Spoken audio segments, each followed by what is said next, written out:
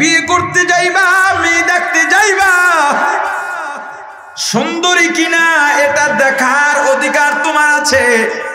বংশমর্যাদা কেমন এটাও যাচাই করার অধিকার তোমার আছে। সম্পদ কেমন, টাকা পয়সা ক্ষমতা কেমন এটাও দেখার অধিকার তোমার আছে। কিন্তু দিনদারি আছে কিনা এটা অধিকার নয়, এটা তোমার দায়িত্ব। দিনদারি আছে, এরপরে যদি সুন্দরী হয় আলহামদুলিল্লাহ, সম্পদওয়ালা হয় আলহামদুলিল্লাহ, ক্ষমতাওয়ালা হয় আলহামদুলিল্লাহ, বংশমর্যাদা যদি ভালো হয় সুম্মা আলহামদুলিল্লাহ। কিন্তু টাকা নাই, পয়সা নাই, বংশমর্যাদা নাই, ক্ষমতা নাই, সম্পদ নাই, কিন্তু মেয়েটা দিনদার, আর কোনো দিকে তাকাইস না। টাকা আছে, পয়সা আছে, সুন্দরী, বংশমর্যাদা আছে, দিনদারি নাই, দুনিয়ার কিচ্ছু নাই, এমন একটা মেয়েকে ঘরে ঢুকাবি আমার ভাই, দুনিয়ার জাহান্নামটা নিজে হাতে কইরা নিজের ঘরে ঢুকাইছো।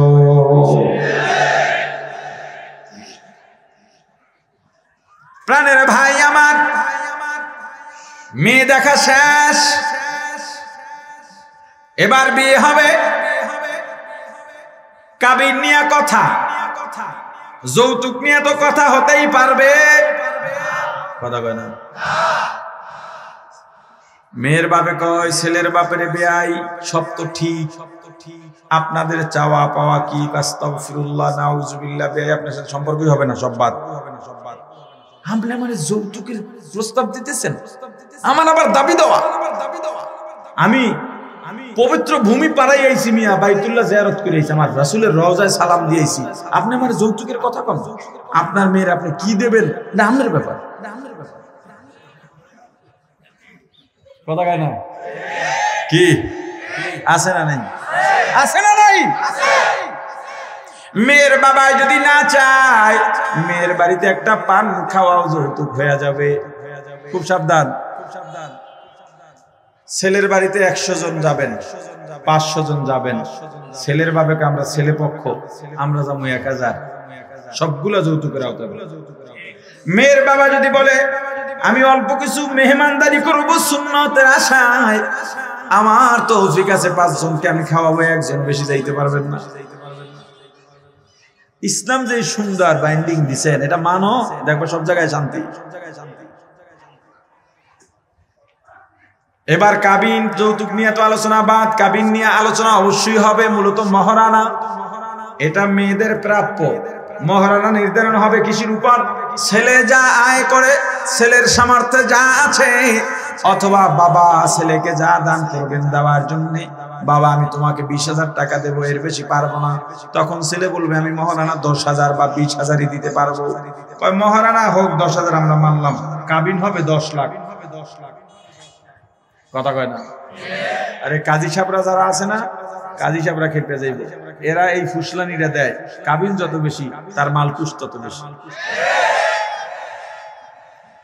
মহারানা পর আবার কাবিন কি, রাষ্ট্রীয় দৃষ্টিকোণ থেকে কাবিন নামা হবে, ঠিক আছে, কিন্তু মহারানা যে লেখা হবে কাবিন নামা সেটা লেখা হবে সামর্থ্যের বাইরে। কেন? এখন মেয়ে পক্ষ থেকে যে কাবিন দাবি করা হয়, ওদিকে যৌতুক হারাম, আর এইটা আরাম হয়ে গেছে। এখন তো যৌতুক পাল্লে গেছি গা, এখন তো যৌতুক হয় মেয়ে পক্ষ থেকে। আরে কথা কয় না। গরিব মানুষ যে পারে না 2 টাকা দিতে, এর কাছে 2 লাখ টাকা দাবি করে বসে রয়েছে, কথা কয় না। কয় এত টাকা কয় যে সারাসারি নিয়ত আগেই খারাপ, নিয়ত আগেই খারাপ। আল্লাহর উপরে তাওয়াক্কুল করো। মহারানা হবে সামর্থ্যের উপরে। বিয়ে তো হয়ে গেল, ইজাব কবুল হয়ে গেল, এবার বাসর ঘরে যাইবা। ঘরে ঢুকে প্রথমেই সালাম দেবা। তোমার সন্তানের দায়িত্ব হইতেছে, গোড়ার থেকে ধরছি দায়িত্ব ওখান থেকে। সালাম দিয়া প্রথমে গিয়া বিবিকে আগে মহারানার টাকাটা দেবা, এটা দায়িত্ব। তোমার বউ বলবে টাকা লাগবে না, ও ওইরাইতে সবাই কয়, এবার ঝগড়া লাগাই দেখো, কইবে আমার কাবিনের টাকা দে, তখন দাও কইবে না, দেনও কইবে না, টাকা দে। খালি হেইটা ঝগড়া লাগলে কি দিছিল বাপের বাড়িতে, খাট একটা উই পোকায় খাইয়া ভাঙ্গে লাইছে, এটাও ফেরত নেয়। এই জন্য হর বাড়িতে কিছু আনবি না, বাপের বেটার মতো থাকবি বেটা, একটা সুতো আনবি না শ্বশুর বাড়ির থেকে। মহারণা টাকা দিয়া দিবা, যদি বউ বলে লাগবে না, খবরদার ফেরত আনবা না, খবরদার। আর মায়েদেরকে বলি, হে বোনেরা, তোমরাও টাকাটা ফেরত দিও না, এটা তোমার হক, তোমার নিজের কাজে লাগাইতে পারো, সন্তানের বিপদে লাগাইতে পারো, নিজের কাজেও তুমি এটা টাকা কাজে লাগাইতে পারো। এরপরে বিবির মুখোমুখি বসো, দোয়া দুরুদ যা আছে পড়া নাও, বিবিকে ডাক জিজ্ঞেস করবা অজু আসেনি, যদি খালি কয় না, ধমক দিয়া ওই জায়গায় সবাই বলা, অজু নাই কেন, আজকে প্রথম রাত অজু করে আসো, এইটারে কয় প্রথম রাইতে বিলই মারা। আর যদি অজু করা থাকে, আলহামদুলিল্লাহ, তুমি অজু করে ঢুকো,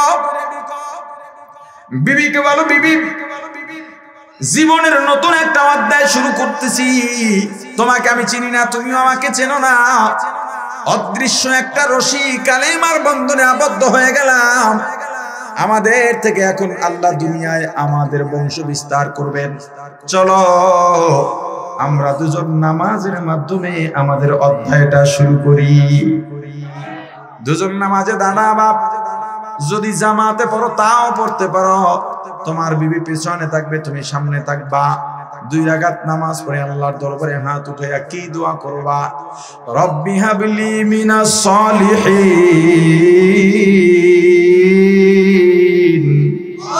ও আল্লাহ নেক সন্তান দেন। সন্তানের দায়িত্ব, যাদের বিয়ে হয়ে গেছে, 2টা সন্তান হয়ে গেছে, এখনো যদি তোমার সন্তানের আশা থাকে, তুমি তোমার বিবিকে নিয়ে এভাবে নামাজ দিয়ে শুরু করো।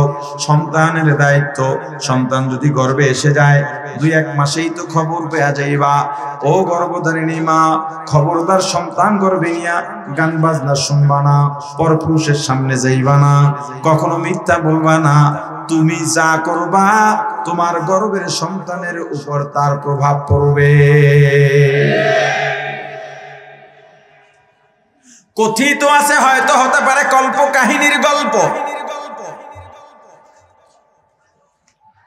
অথবা সত্য, কল্প কাহিনীর গল্প হোক অথবা সত্য হোক, ঘটনাটা অনেক ইফেক্টিভ এবং শিক্ষণীয়।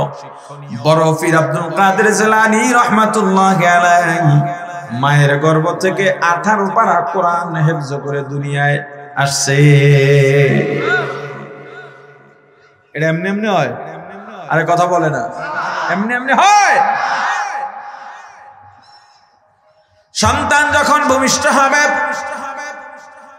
1 সপ্তাহ ভূমিষ্ঠ হওয়ার পর ডান কানে আযান, বাম কানে ইকামাত।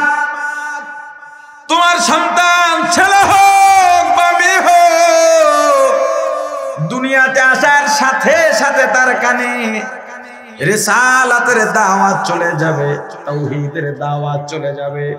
আল্লাহু আকবার, আল্লাহু আকবার, আল্লাহু আকবার, আল্লাহু আকবার, আশহাদু আল্লা ইলাহা ইল্লাল্লাহ, আশহাদু আন্না মুহাম্মাদার রাসূলুল্লাহ। তাওহীদ রিসালাতের প্রতিধ্বনি তোমার সন্তানের মগজে দিয়ে দাও। দুনিয়াতে আসার সঙ্গে সঙ্গে 1 সপ্তাহের মধ্যে সুন্দর দেখে একটা নাম রাখো, যেই নাম দিয়া কিয়ামতে তুমি পার পাইতে পারো। কিয়ামতের ময়দানে কারো কারো জন্য সুন্দর নামও হতে পারে নাজাতের জরিয়া। একটা নেকের অভাবে জাহান্নামে যাবে। কিয়ামতের ময়দানে আল্লাহর অনেকগুলো রূপ থাকবে, রহমান রহিমের রূপ, গফফারের রূপ, সত্তারের রূপ, আবার কখনো কহ্হারের রূপ। সব সময় আল্লাহর কাছে পানা চাও আর দোয়া করো, আল্লাহ কিয়ামতের ময়দানে যেন কহ্হার রূপের সামনে না পড়ি। আল্লাহর দয়ার রূপ, একটা নেকের অভাবে জাহান্নামে যাইতেছো আর ফিরে ফিরে আল্লাহর কুরসির দিকে তাকাও। আল্লাহর দয়ার রূপ। আল্লাহ ডাক দিবেন, এই বান্দা এদিকে কেন বারবার তাকাচ্ছিস, এদিকে আয়। সামনে দাঁড় করাইবেন, কি কারণে বারবার পেছনে তাকাও? বলবে আল্লাহ মাত্র একটা নেকের অভাবে জাহান্নামে যাইতেছি। যাও মায়ের কাছে যাও, বাবার কাছে যাও বলে গেছিলাম। যেই মা না খাই আমারে খাওয়াইলেন, ওই মা আমারে চেনে না। দুনিয়ায় কার জন্য পাগল হইছো আমার ভাই?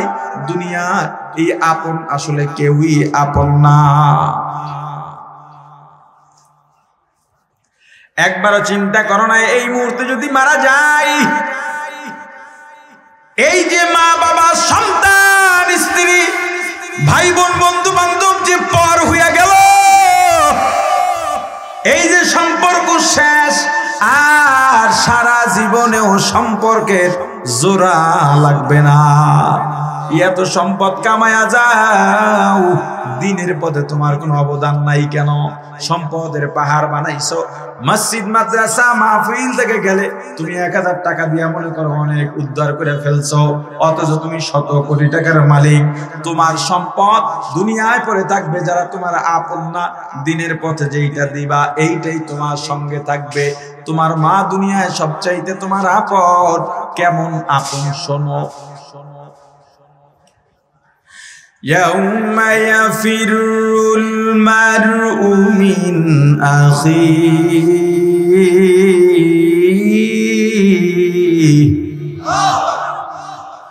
وأمه وأبيه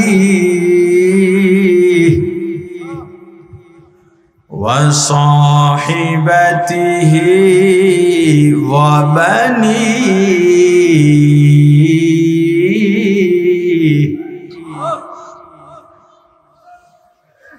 يوم يفر المرء من أخيه وأمه وأبيه وصاحبته وبنيه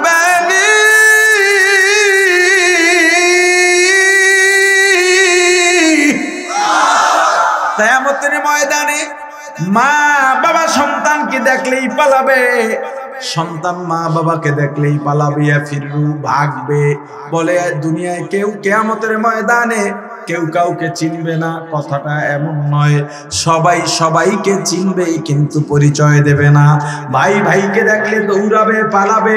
ভাই বোনকে, বোন ভাইকে, বন্ধু বন্ধুকে, স্বামী স্ত্রী, স্ত্রী স্বামীকে দেখলেই পালাবে।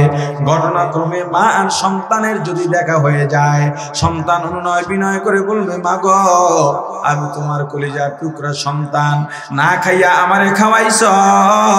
ও মা, শীতের রাতে প্রসাব পায়খানা করে বিছানা নষ্ট করলে সবাই চিল্লা পাল্লা করত, কিন্তু তুমি আমার সব পরিষ্কার করে উল্টো চুমু দিতা, আদর করতে। রে মা, তোমাকে রেখে দূরে গেলে আমার বাড়িতে ওই সময় মেহমান এলে ভালো ভালো খাবার পাকাইয়া, মজাদার পিঠা বানাইয়া সবাইকে ভাগ করে দিতা রে মা, কিন্তু তুমি খাইতা না।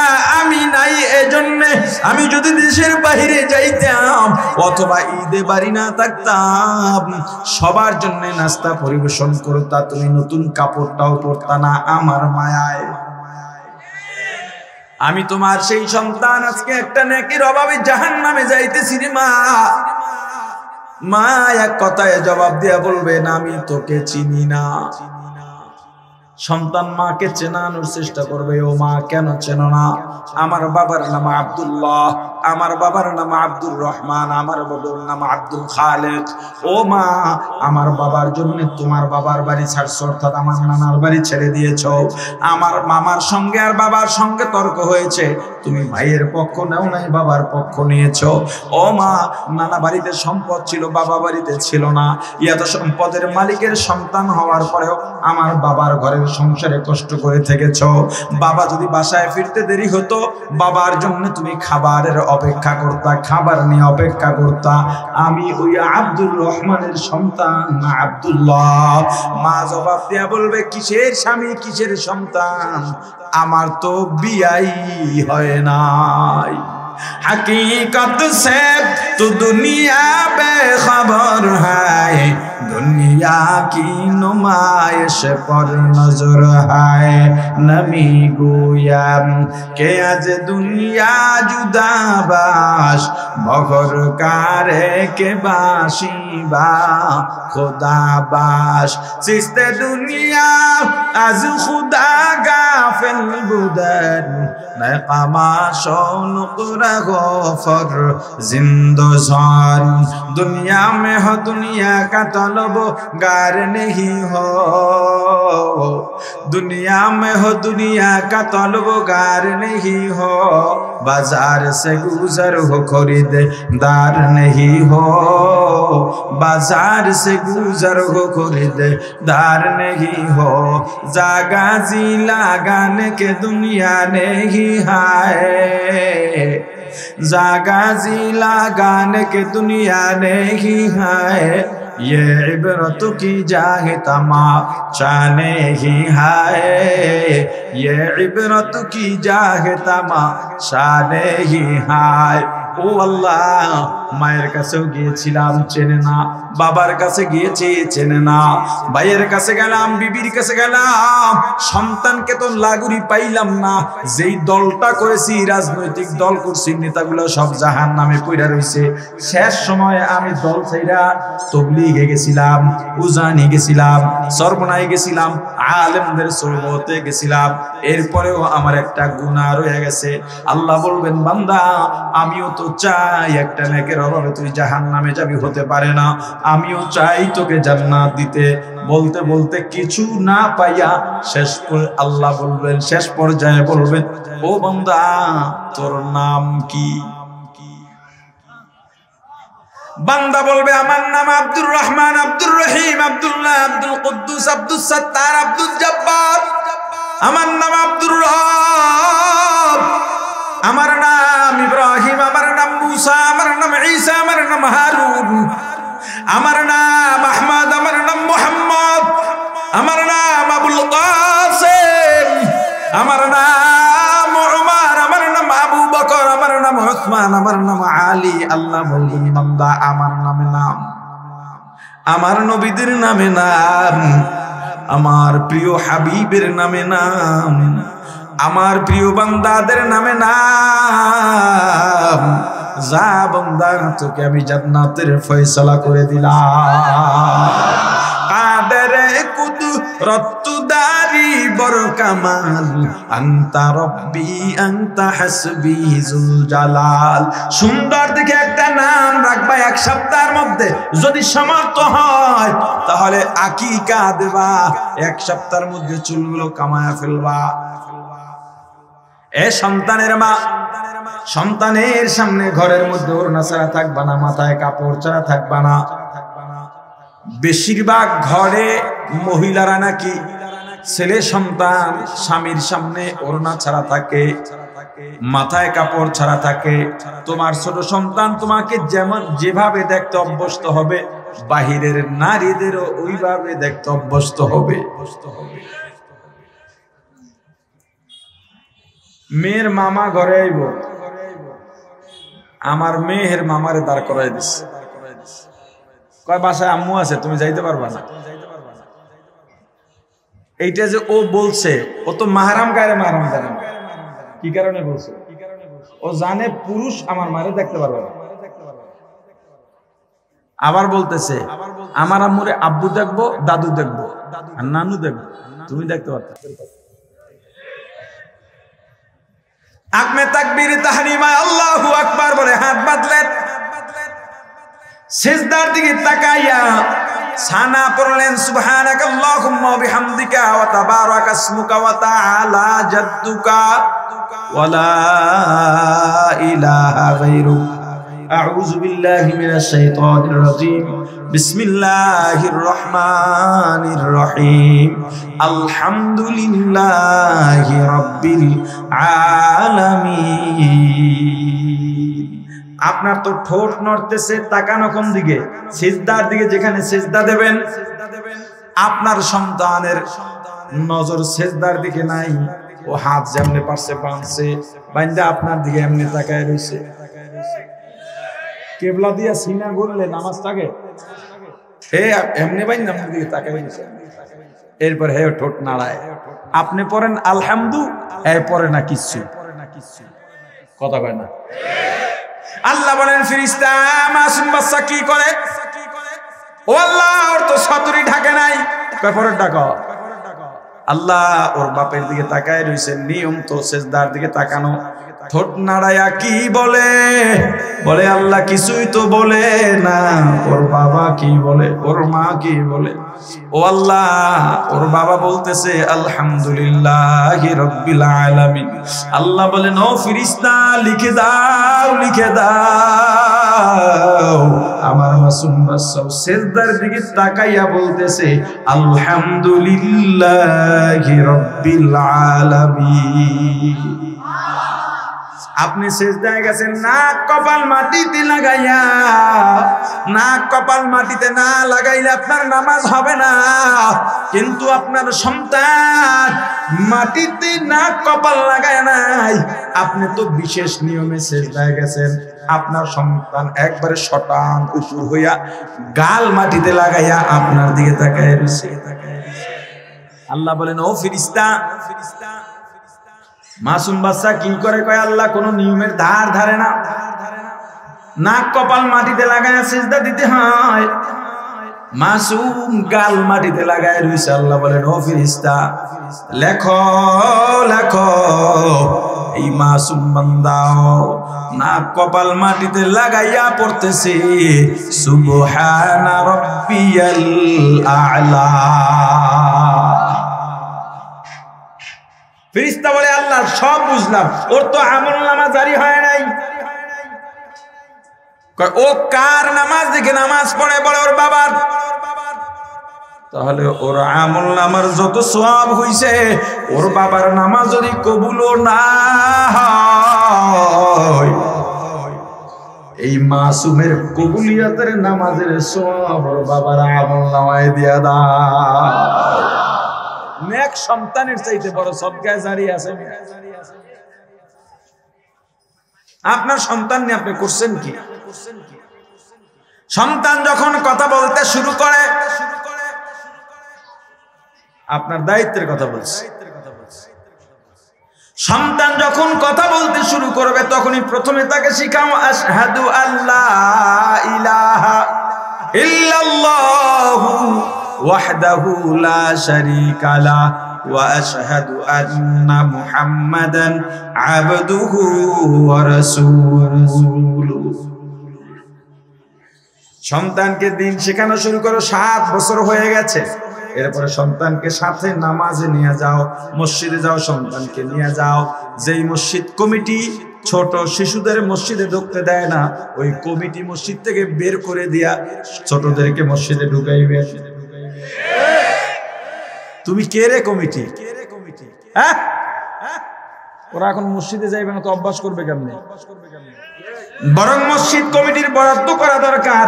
যে শিশুরা মসজিদে আসবে, কমিটির পক্ষ থেকে মসজিদে চকলেট আছে, এটা না করে এবার বাইর করে দেয়। 10 বছর পর্যন্ত নামাজের সাথে সাথে নামাজে দাঁড় করান, নিয়ম কানুন শিখান। হুজুর আমি তো নামাজ জানি না। না জানলে তোমাকে এখন শিখতে হবে, শেখা ফরজ, শেখা ফরজ। 10 বছর বয়সে নামাজ পড়ে না, এবার মাঝে মাঝে শাসন করো। শাসন, নির্যাতন না। কি বলছি? শাসন আর নির্যাতনের ব্যবধান কি? শাসন করবা মাদ্রাসাওয়ালা, স্কুলওয়ালা, তুমিও ছাত্রকে শাসন করো, নির্যাতন করবা না। একটা বেদ দাও হাতের মধ্যে, অনেক ব্যথা, কিছুক্ষণ পরে নাই, ওষুধও খাওয়া লাগে নাই, এটার নাম শাসন। এটা কি?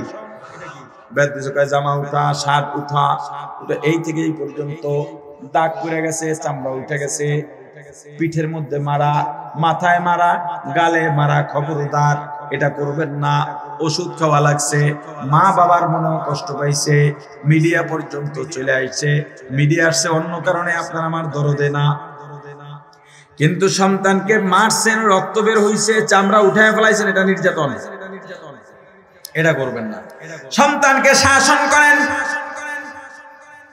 12-13 বছর হয়ে গেছে, শাসনেও কাজ হয় না, এবার খানাও বন্ধ করে দেন। এই নামাজ না পড়লে ঘরের খানা বন্ধ।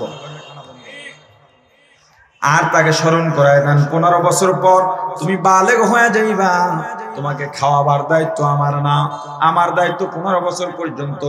এরপরেও যদি তোমাকে খাওয়াই সেটা তোমার উপরে আমার দয়া, যদি না খাওয়াই তুমি কিছু বলতে পারবা না, তোমার জায়গা তুমি বানায় লও, তোমার যোগ্যতা তুমি অর্জন করো।